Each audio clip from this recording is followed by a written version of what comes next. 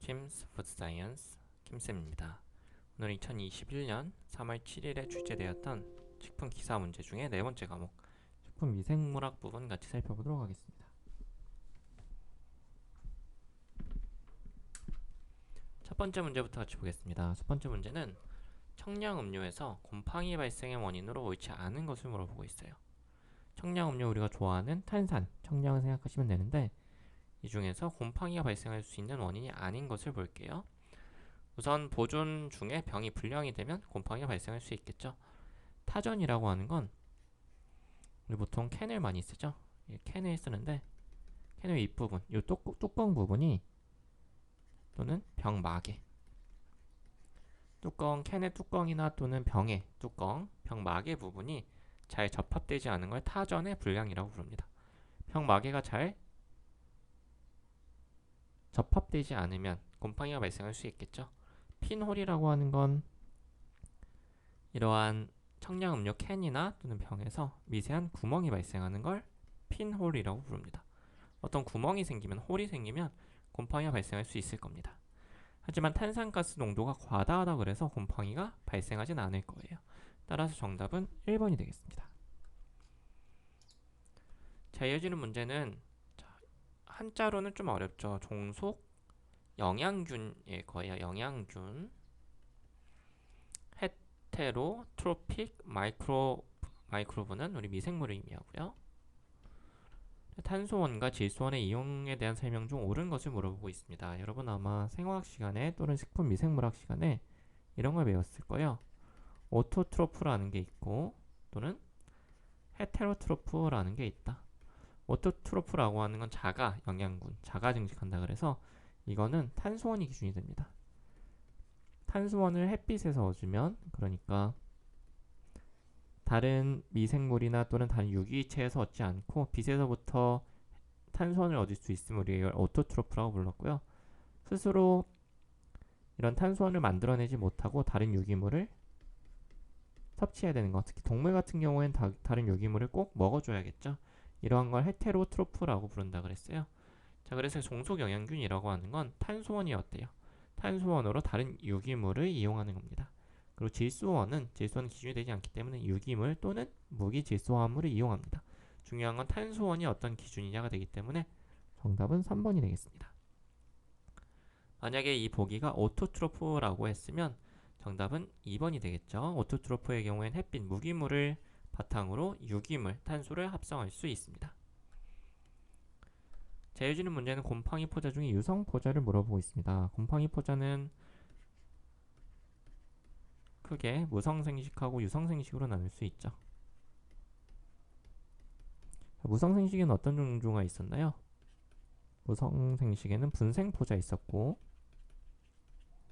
포자낭포자 있었고 또는 분절포자나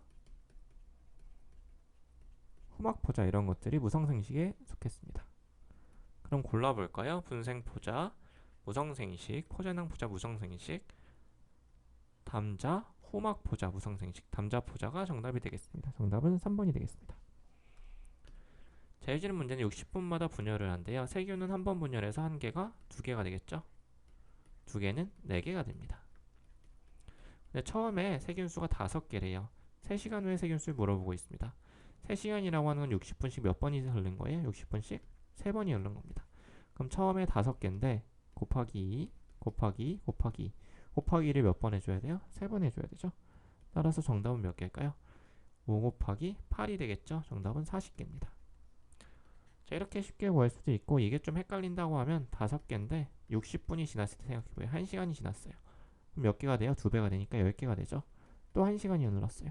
그럼 2배가 되니까 20개가 되고 또 1시간이 흘렀어요. 이게 총 3시간이 흐른 거죠. 몇 개가 돼요? 40개가 됩니다. 좀 헷갈리시는 분들은 이렇게 1시간이 지나면 몇 개가 되는지 또 1시간이 지나면 몇 개가 되는지 이렇게 분열기마다 몇 개가 되는지를 차근차근 계산해 주시면 되겠습니다. 제일 문제는 곰팡이를 맞추는 문제인데 곰팡이 보기에 힌트가 나와 있어요. 보기를 한번 유심히 볼게요. 식품으로부터 곰팡이를 분리해서 멀트 아가 어떤 배지에서 배양을 하면서 관찰을 했대요.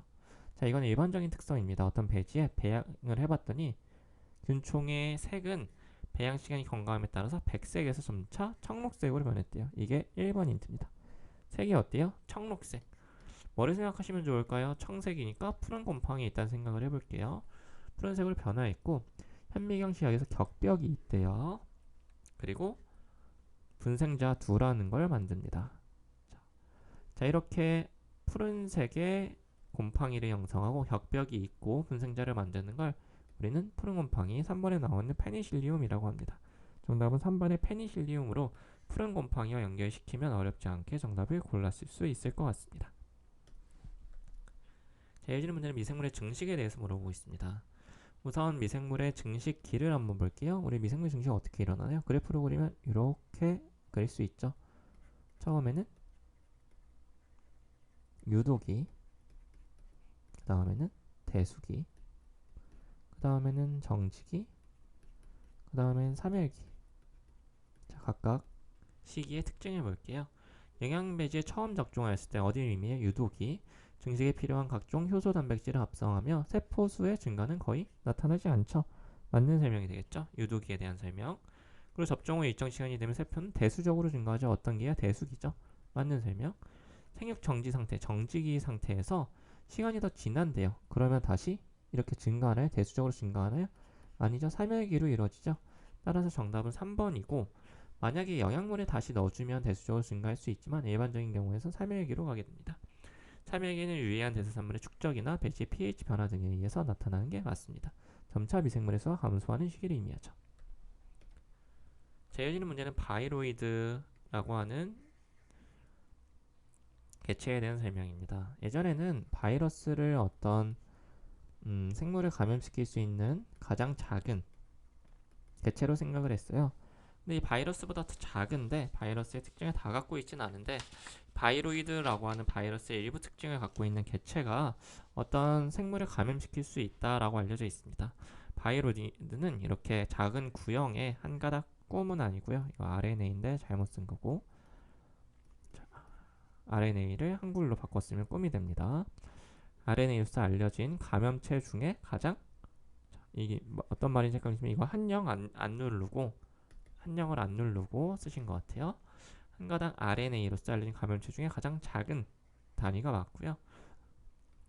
외피 단백질이 없고 그 세포 외의 형태는 순수한 RNA입니다. 자, 그리고 이 바이로이드는 복제가 전적으로 숙주의 기능에 의존해요. 즉 숙주를 감염시켜서만 복제를 할 수 있고요. 이 바이로이드의 가장 큰 특징 중에 하나는 단백질을 합성하지 않습니다. 단백질을 합성하지 않고 감염을 시켜요. 예전에는 단백질을 합성해야만 감염을 시킨다고 생각을 했어요. 근데 이 바이로이드는 특이하게도 단백질을 합성시키지 않는데 감염을 시킬 수 있었습니다. 그래서 이걸 어떻게 시킬 수 있나 봤더니 요즘에 많이 갖고 있는 개념이죠. RNA 인터피어런스라고 하는 개념이 있습니다. 요즘에 많이 이야기가 되는 스몰 인터피어런스 RNA 또는 마이크로 RNA라고 하는 RNA 자체가 단백질을 합성하지 않더라도 어떤 물질의 대사에 작용할 수 있다고 알려져 있어요. 이걸 RNA 간섭이라고 부르고요. 바이로이드는 이렇게 RNA만 가지고 있고 즉 단백질을 합성하지 않아도 병원성, 즉 감염을 할 수 있는 능력을 가지고 있다고 알려져 있습니다. 자, 이어지는 문제는 내생포자에 대해서 물어보겠어요. 내생포자는 뭐예요? 곰팡이의 포자는 아니고 세균이 가지고 있는 엔도스포입니다. 주변 환경이 좋아지지 않으면 어떤 세균의 경우에는 주변에 방어막을 더 치면서 증식은 하지 않고 주변 환경에 저항하려는 성적을 가져요. 이거를 내생포자라고 합니다. 이러한 시기 동안은 대사 반응을 수행하지 않습니다. 즉 대사 반응을 수행하지 않으면서 그냥 버티는 기간이고요. 고온, 소독제 등의 생존이 가능합니다. 생장은 안 되고 생존만 됩니다. 레지스턴스를 가지고 있고요. 한 개 세포에서 두 개 포자 형성하는 게 아니고 한 개 포자만 형성합니다. 증식은 안 된다 그랬어요. 정답은 3번이고 일부 그람 양성균이 형성하는 특별한 휴면, 즉 쉬는 시기죠. 쉬는 세포라고 생각하시면 됩니다. 휴면은 쉬는 걸 의미하죠.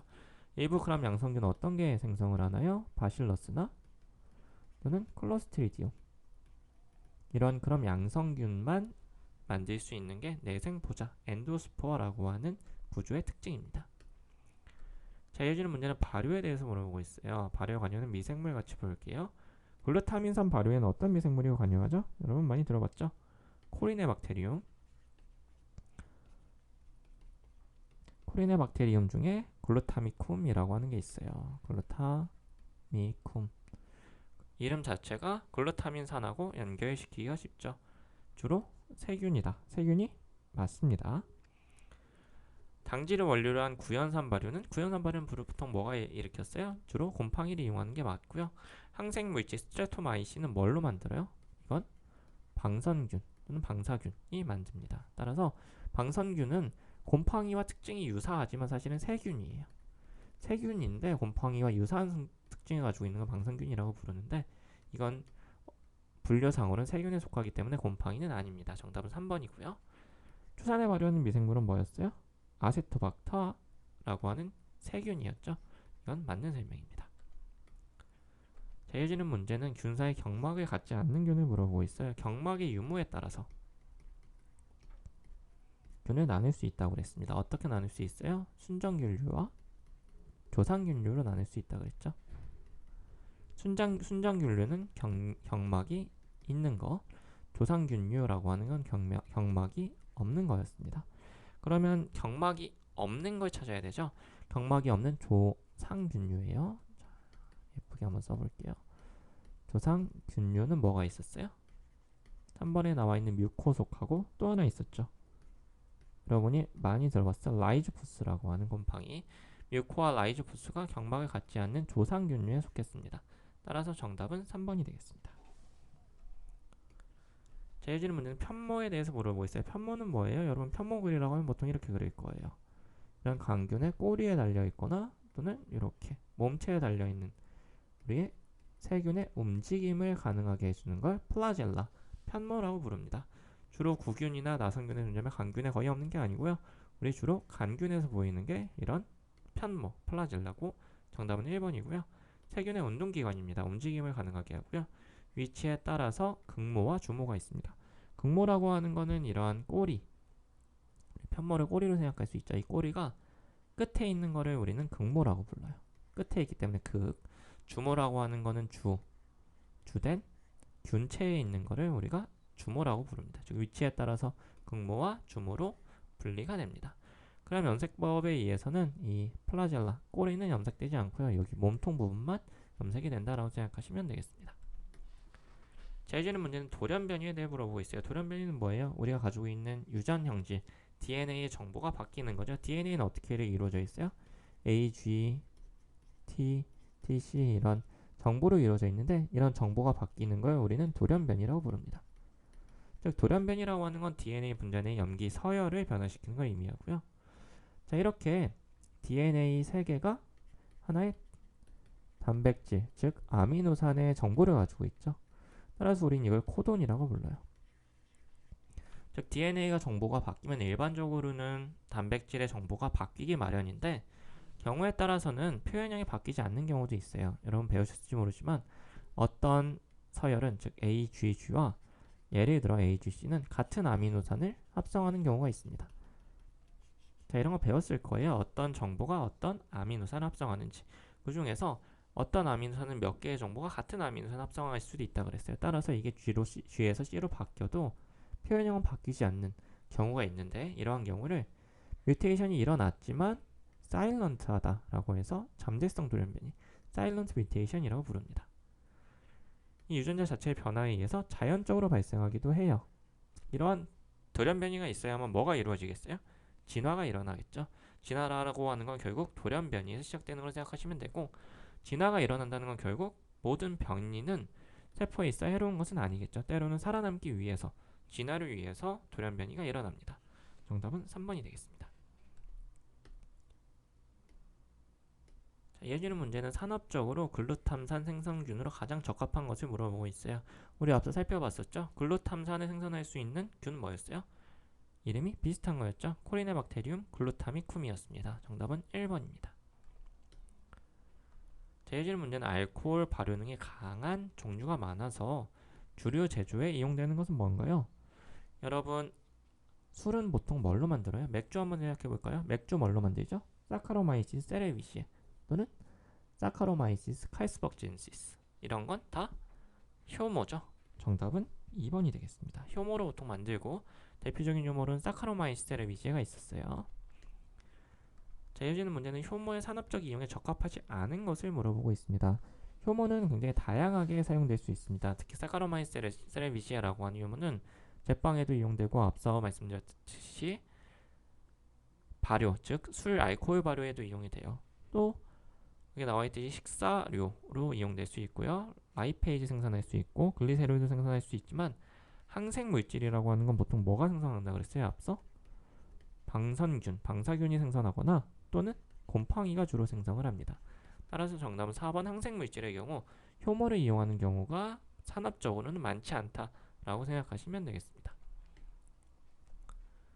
자, 이어지는 문제는 그람 염색법에 대해 물어보고 있어요. 우리 그람 염색법에 따라서 세균을 두 가지로 나눌 수 있습니다.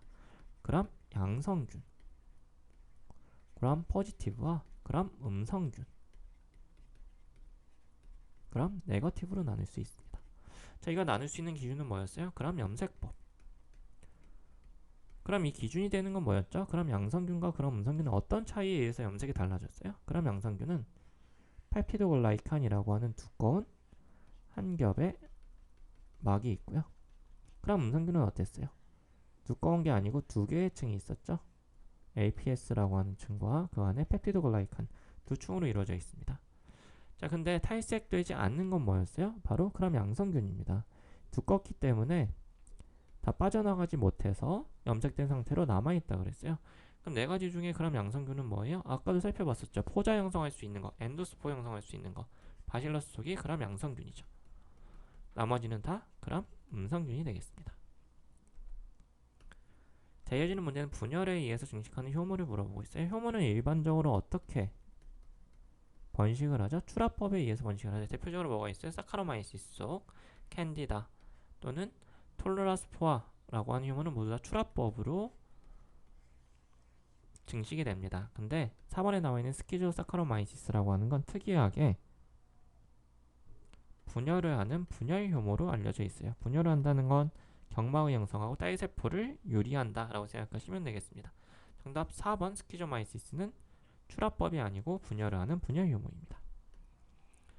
자, 이어지는 문제는 비타민 B12를 생육인자로 요구해서 이 비타민 B12의 미생물적인 정량법에 이용되는 균 중 하나 있는데 이거는 유산균 중에 하나입니다. 영양 요구성이 강한 유산균이 하나 있는데 유산균이니까 뭐겠어요? 네 가지 중에 3번 락토바실러스 중에 특정 스트레인은 비타민 B군을 공급하지 않으면 자라지 못해요. 3번에 나와 있는 이 미생물의 경우 유산균의 경우에 비타민 B 중에서 비타민 B12를 생육인자 즉 이게 있어야만 잘 자란다는 겁니다. 이게 있어야 잘 자라기 때문에 우리가 미생물적인 정량법에 이용될 수 있습니다. 자, 이어지는 문제는 아까 살펴본 문제와 비슷하네요. 미생물 생장 곡선인데 이렇게 유도기, 대수기, 정지기, 그리고 살멸기가 있습니다. 최대 성장 속도를 보이는 시기는 어디예요? 여기죠. 여기 이름이 뭐예요? 바로 대수기가 되겠습니다. 미생물 생장 곡선은 굉장히 자주 나오는 기출문제이기 때문에 여러분 잘 기억하시면 좋을 것 같습니다. 자, 이어지는 문제는 생육 온도에 따라서 미생물 분류하는데 대부분 곰팡이, 효모, 병원균은 어떤 온도에서 잘 자라요? 우리 미생물을 가장 많이 키우는 온도는 어디죠? 37도C 내외. 37도C 내외는 네 가지 중에 어디예요? 저온인가요? 아니죠. 중온이죠. 정답은 2번이고 고온, 호열 모두 아닙니다. 중온균이 가장 많이 속하에 있다고 알려져 있습니다. 곰팡이, 효모, 그리고 병원균이 대부분 중온균에 속해서 우리가 미생물 실험할 때 36도 또는 37도 내외에서 주로 배양을 한다라고 기억하시면 되겠습니다. 이렇게 80번까지 해서 2021년 3월 7일에 출제되었던 식품 기사 문제 중에 식품 미생물학 부분 같이 살펴보았습니다. 혹시 문제가 좀 어려웠거나 추가적인 설명이 필요하면 언제든지 댓글이나 또는 메일로 이야기해 주시기 바랍니다. 오늘은 여기까지 하겠습니다.